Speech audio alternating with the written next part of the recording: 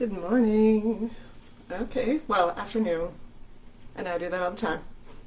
Like, good morning. Oh, it's afternoon.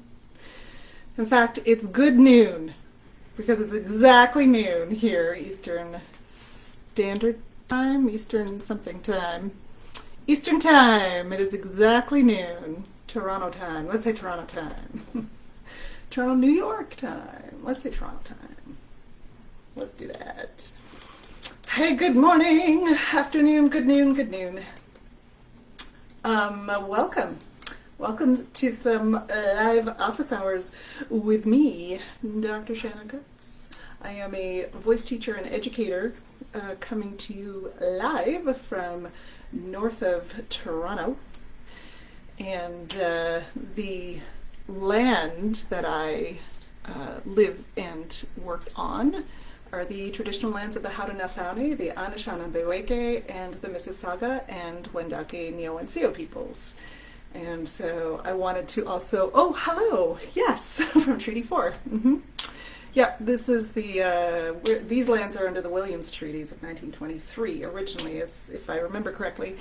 And so I wanted to just add to that information. I just wanted to add some information about a performer, composer, activist, and musicologist, and I'll link to all of his stuff on the socials here as well. I'll tag him as well. Jeremy Dutcher. In fact, I'm not sure how to say Jeremy's last name, so there you go. I just realized that.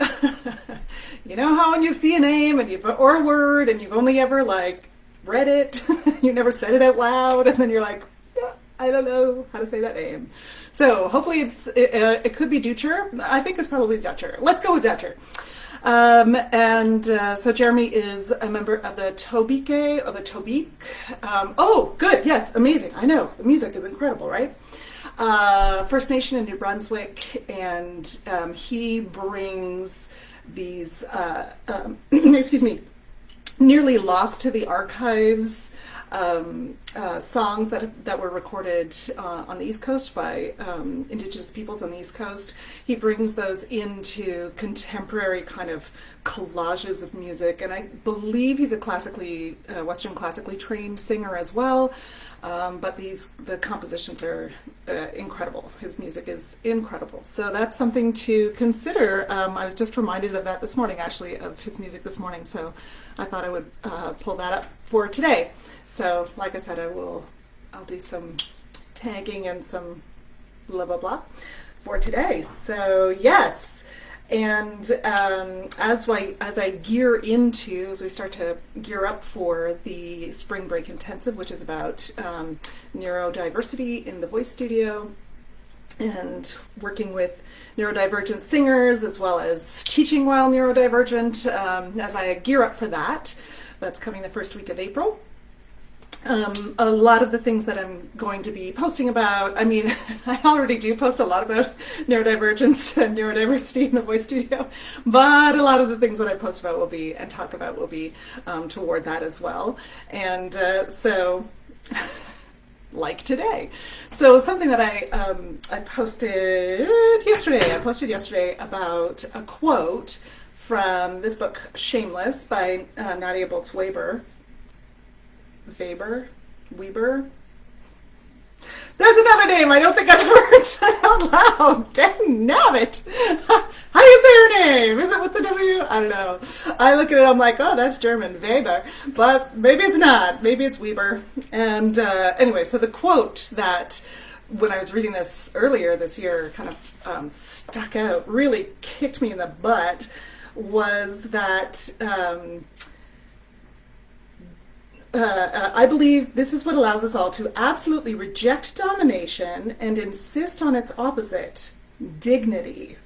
And then further down, she defines dignity as the quality or state of being worthy. So the quality or state of being worthy that comes from our origin and not from our efforts, right? So dignity comes from our being, our state of being, rather than from our efforts.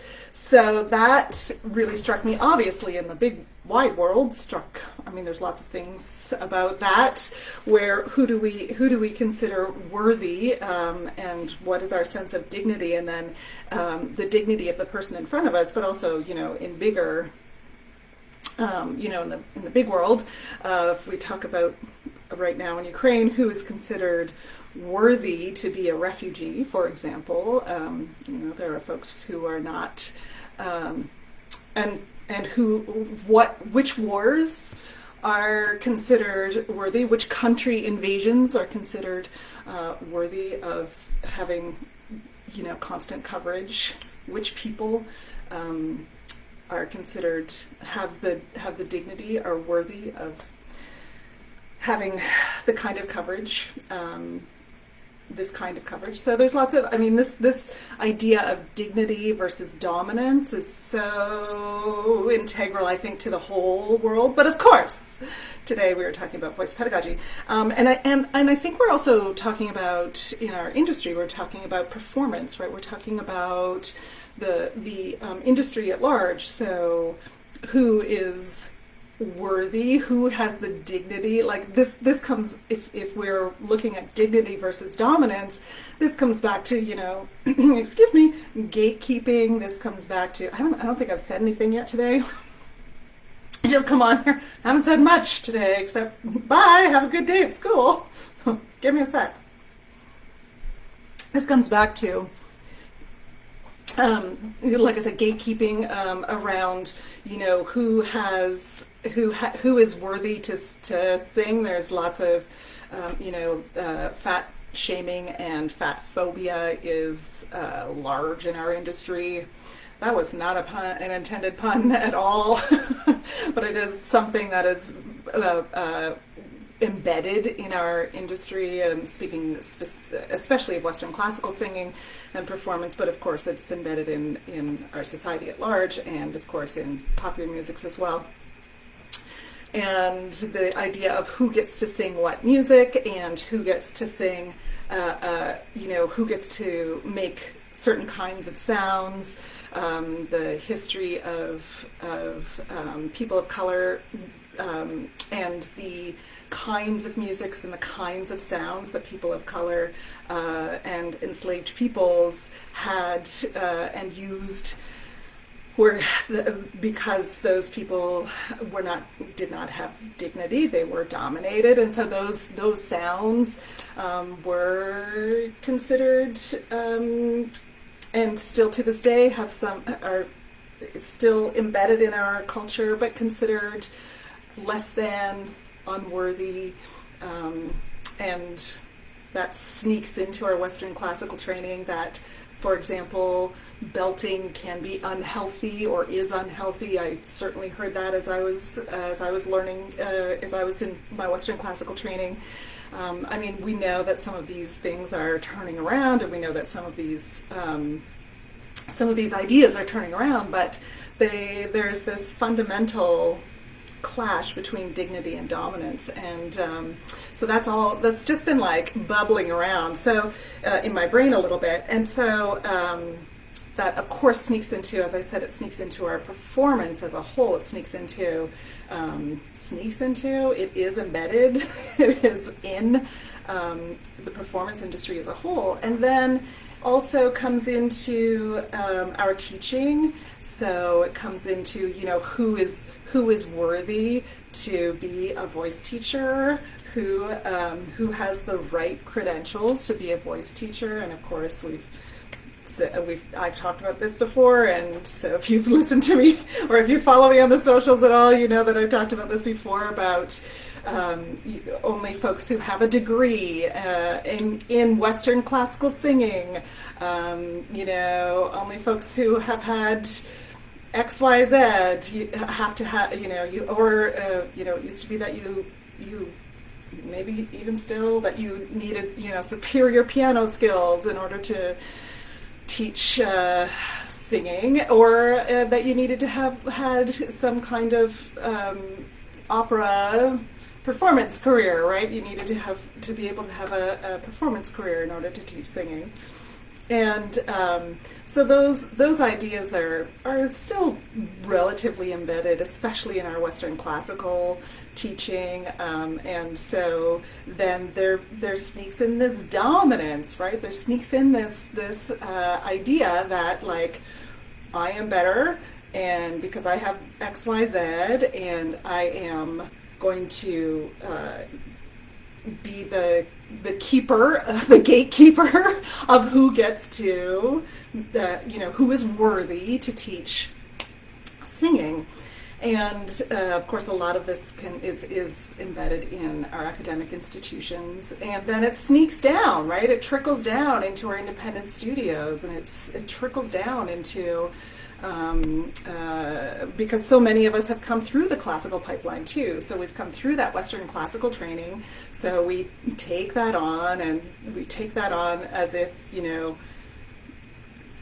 that's the best way.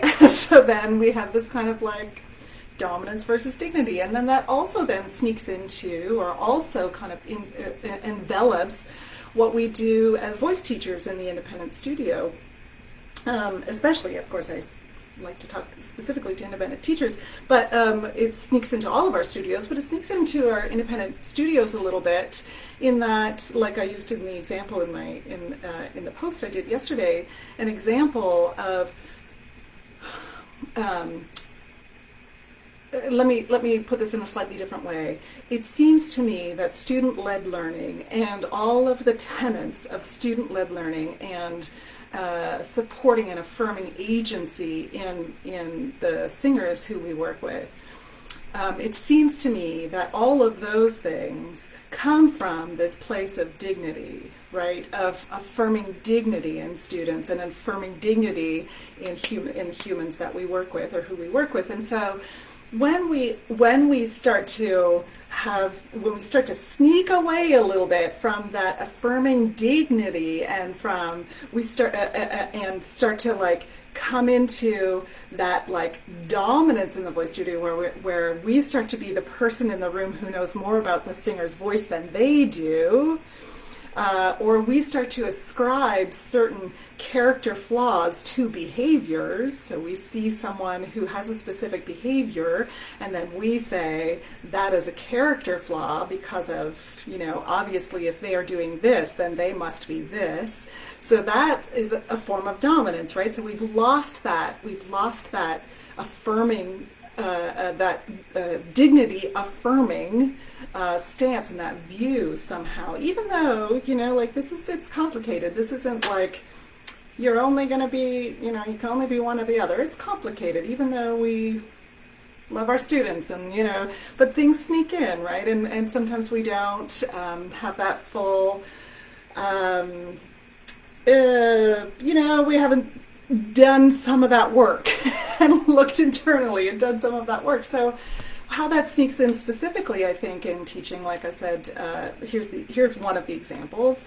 How that can sneak in specifically in teaching is in that behavior form in our teaching, where we see someone who looks like perhaps they aren't paying attention, or perhaps they're not focusing, and we're basing our opinion on that, and we're basing our understanding of why they're not, the fact that they're not focusing or they're not paying attention on their behavior. And so we see them maybe fidgeting a lot, or we see them looking around, or we see them not like staring directly at us, or we see them like flicking the anybody else have one of those, used to have one of those music stands in their studio that had the little metal like music holders that you could like slide over the music, and it kind of holds the music in place, those little metal things?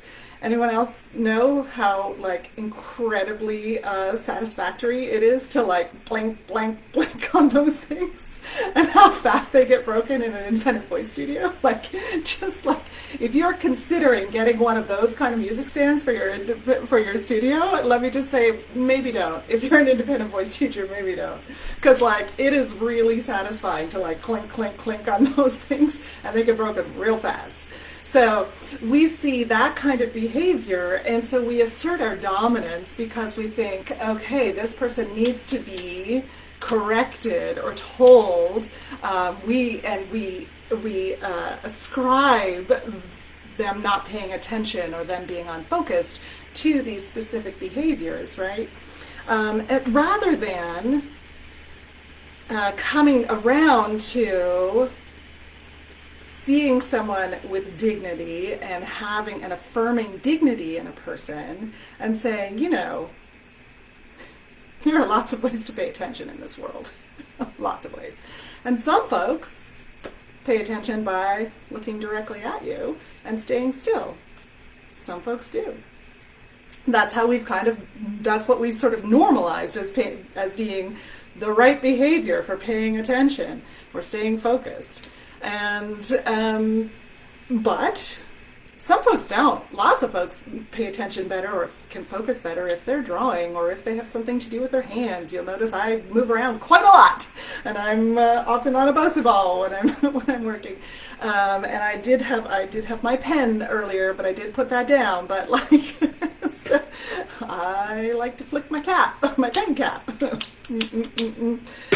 So lots of folks pay much better attention when they're actually doing something else with their body, and that is, so what can you do? If you come from a place of dominance, then you ask for compliance in the voice studio, right? You go like, okay, so you have to have this kind of behavior in order to prove to me that you are doing the thing that I want you to do. So we ask for compliance.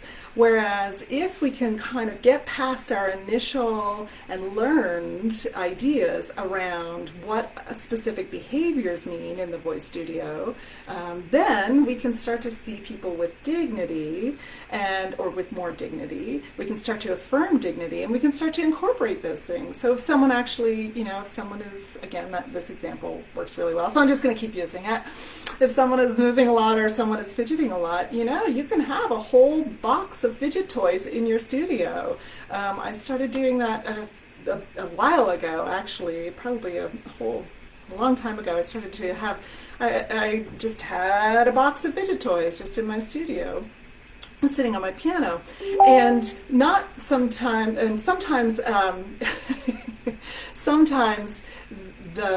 you can suggest to students to you see someone moving around, you can suggest to students here, grab this thing, or come on over here and grab things.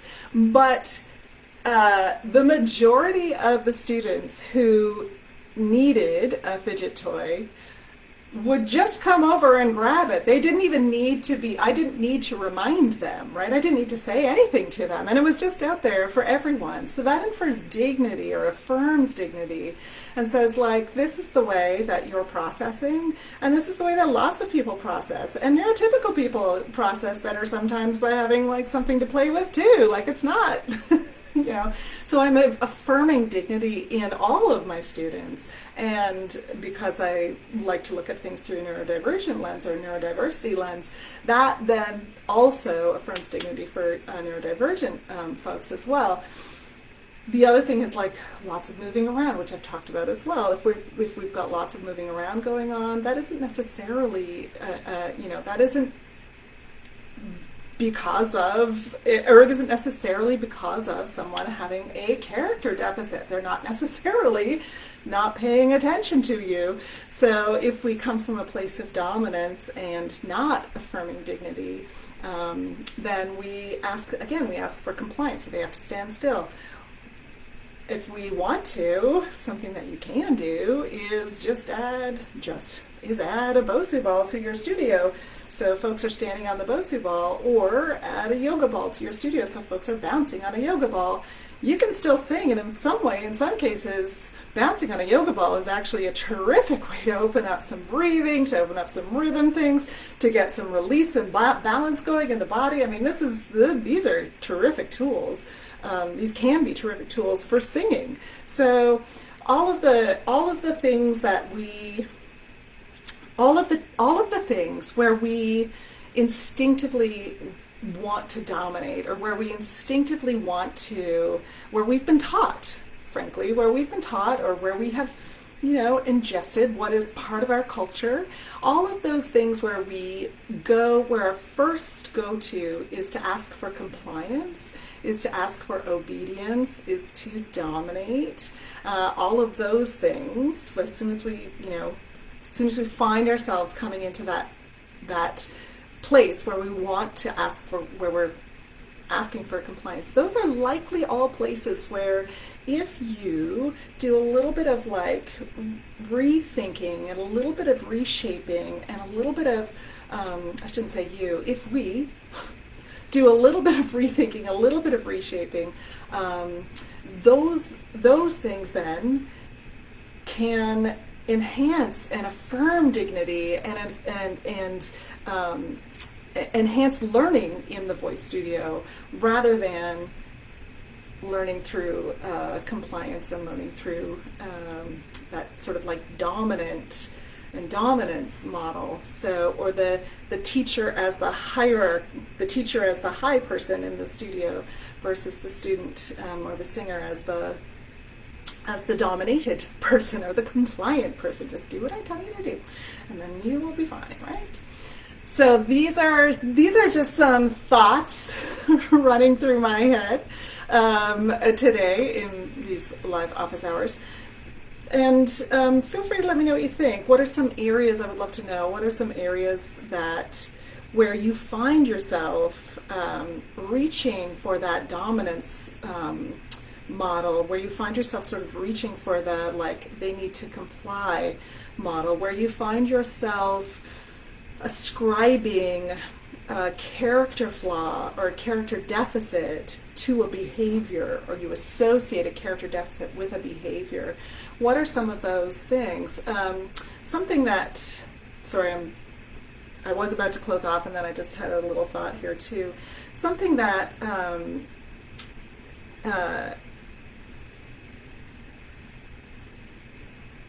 is, oh gosh, do I want to go there? No, actually, I don't think I do. I'm not going to go there. That thought was not quite formed. Let's leave that one. Right, so let's leave that one for now. So, yeah, something to just kind of consider as you figure things out in the next little while. Something to just kind of consider. Where are those areas and what are the behaviors that make me want to ask for? Amy, great question. So what are those areas that make you want to ask for behaviors, especially that make you want to react with dominance and ask for compliance? This opens the thought of how do you handle this when the student needs challenged to trust? When the student needs challenged to trust and try a technique. Challenge without... Oh, when the student needs to be challenged to try a technique. I think that's what you mean, eh? Amy, yeah, to try technique, like they need to, there needs to be the student is not necessarily going to try something unless you introduce it in such a way that this is what we're going to do. Yeah, I think that's what you mean. So let me know if that isn't what you mean, but okay, good. So, I know, this is such a good question. And also, this is something that is this is a real challenge I think, especially for us as independent voice teachers, because I think it is our responsibility as independent voice teachers, excuse me, especially in a traditional model where we have lots and lots of, folks from different ages and different styles and different experiences all coming into our voice studio. It's slightly different if you bill yourself as like, I teach classical singing, or I teach jazz, or I teach blah, blah, right? Like it's slightly different. But if you're working in an independent studio where you are working with lots of different styles and lots of different students, I think we have a responsibility to open doors for students to techniques and to styles as well, and genres that they wouldn't necessarily be exposed to on their own, right? I think we have a responsibility to do that as voice teachers. So what is that in, right? How do we introduce and how do we open those doors and bring some other styles or other genres or other techniques into a studio without imposing it. Yeah. So a couple of things that I like to talk about. First of all is finding your way in through the interest. So finding your way in through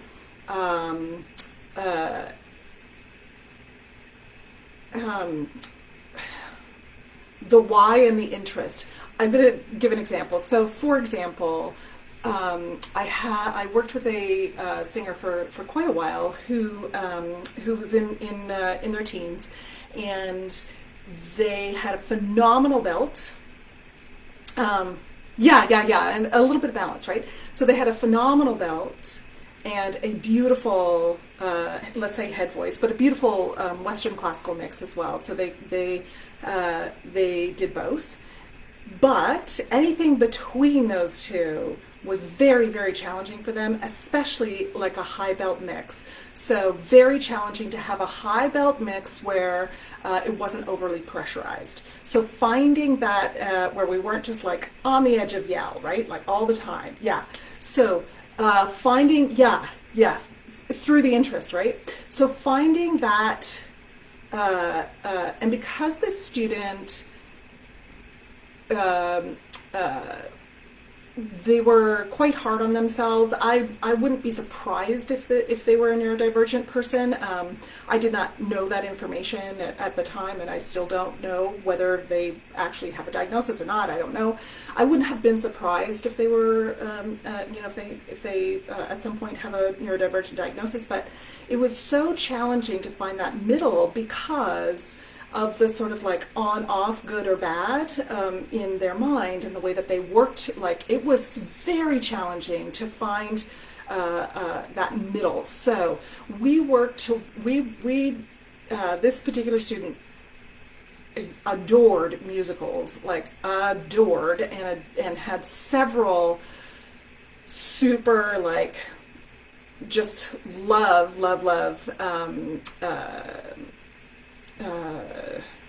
singers. So I did it that way with that particular interest. I did it that way. We listened. So now see how so-and-so does it, and now see how so-and-so does it. We listened to, 6 or 7 of their favorite singers singing with that tonal quality. And so then, and after a while, learning, and like imitating, and most of the time this singer felt like they were singing horribly and did not like it, and then eventually came into, now there was a real desire there to get that sound and to be able to coordinate for that sound. So that was almost an easy way in. If we're introducing, say we're introducing like some art song into lessons, and we're doing it, please be be so intentional and examine yourself, the reason that you're introducing an art song, for example, into a lesson, right? So if you're introducing an art song or something from Western classical singing into a lesson, please don't do it because it's good for the singer. Please don't do that. Please don't do it because it is it'll be good for them to learn a specific technique because that will help them later on. No. We're introducing Western classical singing because we think that they might love it. That's why. Please don't introduce it because it's good for the singer. You can introduce head voice, you can introduce legato, you can introduce Western classical shaping through 1,000,001 other popular styles. You do not have to get an art song in there or an aria or whatever in your lesson in order to introduce those concepts or those techniques. You just do not. Please don't introduce it because it's good for their technique. Don't do it. Please don't. I'm going to swear right now. That is dominance. That is not treating, that is asking for compliance. Yes, classical music isn't vegetables. Exactly. It's not vegetables. So if you were introducing something like that into the lesson because you honestly think like this voice Yeah, right? Hilarious.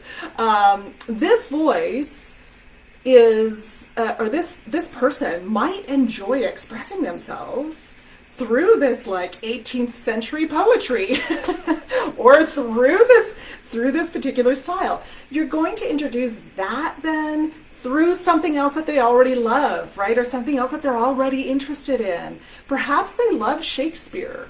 If they love Shakespeare, then you can introduce, there's so many songs written, with Shakespeare texts. Maybe they love Shakespeare. So that's a beautiful way in and say, you know what, like here's some other settings of this text. Or perhaps they love, I don't know, maybe they love German poetry. I don't know.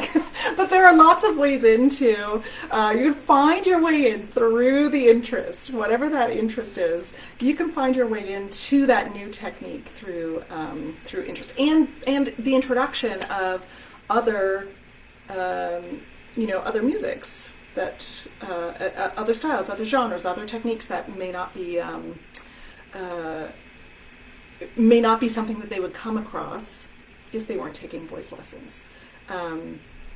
Yeah, hopefully that makes sense, Amy. I think, yeah, you said that's my favorite way. Yeah, exactly. Coming through the interest. And again, so what happens when we come in through interest rather than compliance, right?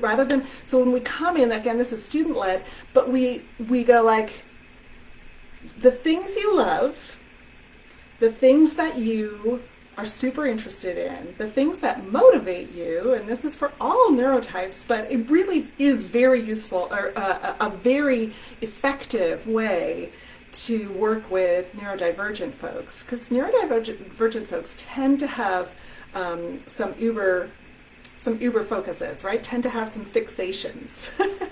Autistic folks tend to have some like super deep dive, unbelievable fixations where they tend to know everything about something. And then ADHD folks tend to have things that motivate and where you kind of jump from interest to interest, tends to be, so not always of course, but those can be traits. So if you're dialing into interest and you're acknowledging, hey, here's something that is interesting to you, that is affirming dignity. The things that you're interested in are worthy. And I see those in you. I see those interests in you. And here's a way that we can also have those in the voice lesson and in training. Here's the way that we can also affirm those things in training, rather than those things that interest you are kind of dumb, or are kind of like, those things that interest you aren't interesting to me. I don't value those things. I'm not interested in those things, and therefore they don't have value. And so now I'm going to dominate in this situation and require compliance. So you have to do the thing that I'm interested in, the thing that I think is good for you. You're allowed to know, as a voice teacher, you're allowed to know, hey, this voice would really benefit, like the coordination, I know what this person's, outcome or what this person's why is. I know why this person wants to take voice lessons. I know what's motivating them and where they want to go. Okay, so you're allowed to say, on the road to getting to that thing, these 3 things are going to be really great for this singer. You're allowed to say that. You're allowed to acknowledge that. Then, that's part of being an effective educator, is to know what to have an idea of what the path is to get to where the person wants to go, right? Like that's the reason they're taking voice lessons, right? With you, is because you hopefully have a path, you have an idea of what are some of the things that we're going to need to figure out along the way in order to get you to what your desired tonal outcome is, or what your desired goal is, what your why is. You're allowed to have those in mind. That's not a problem. Where the problem comes in is when we put them on the student rather than open the door for the student. So when we decide that the thing that they want, or the thing that is motivating them, or the thing that is interesting them, is not worthy, that's where we have I could name dozens and dozens and dozens. We have tons and tons of wonderful singers and voice teachers right now in this world who have regrets about their training, because the only kind of training that was available to them at the time that they were going to school, if they wanted to get a degree, or if they wanted to have some kind of certification and they wanted to do, or if they wanted to do something post-secondary, the only training that was available was in Western classical styles. Or, I just heard this the other day from a friend who I didn't realize this was the case for them, or in some cases, doing a jazz degree at university, but getting classical voice lessons, getting Western classical voice lessons. So as part of your jazz degree, you're getting Western classical voice lessons. Also, you have to sing like 2 or 3 classical songs, Western classical songs, art songs or arias, in your recital, in your jazz recital. So like that is, right? Oh, Amy, beautiful. There, but with the grace of Cynthia Von Kawhi. I know, there are a lot of folks out there who wish that they had the option to be able to pursue the stuff they actually wanted, but our academic systems have been built in such a way, and so for such a long time have been built in such a way that Western classical singing is the thing, and so you do that if you want to be a jazz singer. What? That doesn't make any sense. So that's a case of sort of like institutionalized dominance, if you will, right? Yeah. Okay. Something just to consider in the next little while. And someone was saying too that they were taught, so used to being told to stand still when singing, and I realized I've been doing that with my students. Yeah, I think that is something we can easily relearn. I know we have been told that, right? We were told that. I was told that in my training for sure. And I did do a live a little while ago about the difference between useful movement and perhaps non-useful movement, right? Because there are definitely some things that may not be useful, but rather than some movements that may not be useful, but rather than us saying, okay, that is like not, that is not useful, and you must comply, you have to change your behavior. Let's incorporate it. Or let's find a different way to get the same thing that you're getting from that movement in a different way that is going to be a little bit more supportive of your singing goals and of your tonal outcome goals. These things can be moved around. All right. I'll sometimes suggest some listening suggestions to see if there's anything that speaks to them after we talk about what they like. Yeah, that too, Allison, right? So if that is also, I think, part of our role, responsibility as teachers in the independent voice studio. I think that's also part of our responsibility, is to be able to have some resources, right? We have some resources around. So you love this, that's amazing. Okay, what do you love about it? Okay, let me do a little bit of thinking, a little bit of digging, and maybe, I've been teaching long enough that I've got lots of resources in my, already in my back pocket. So here are some other things that you might enjoy as well. That's maybe a little bit outside of what you would have listened to or heard or come across if you were, if you weren't taking voice lessons. Yeah, I think that's part of our, part of our responsibility as voice teachers as well. Is we don't have to know everything. We don't have to. No, not at all. We cannot. Also, there's so much music out there. It's impossible to know everything. It's impossible, but to know where to look, and to have the resources, and to have, someone to ask, that is a whole other thing, right? Yes, exactly, and that sometimes leads them to falling in love with other styles. Exactly, yeah, exactly. I mean, if students love something specific about, or if they love some, rhythmic stuff, they may also then love, like if they love like the rhythm and the beat of something, then they may also love like the rhythm and beat of like big band, or they may love the rhythm, yeah, absolutely. If you can tap into what that interest is, you can open some doors and get some widening perspective, which is also part of, I think, our responsibility as voice teachers. I'll tell you, just like I do not and did not, when I was teaching regularly, I did not have a very good, a very broad understanding or knowledge of music theater. I mean, really not very broad at all.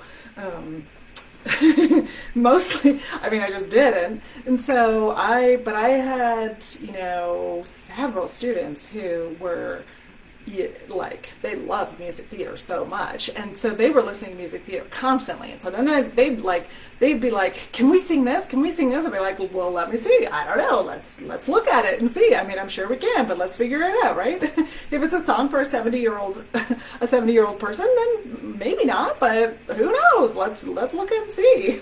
So I learned so much about repertoire from my, from students bringing in repertoire, which is always great. That was a little bit of a tangent, but that does come back to dignity and dominance. My first voice lessons, I did not have any in my early voice lessons. I didn't have any say. I had no say in what I sang at all. Yeah. I also don't regret my undergraduate degree and my subsequent degrees. I don't regret them. Just FYI, I don't, but I certainly know lots of folks who do, so, which is unfortunate. But, okay, dignity and dominance. Let me throw one other thing in there about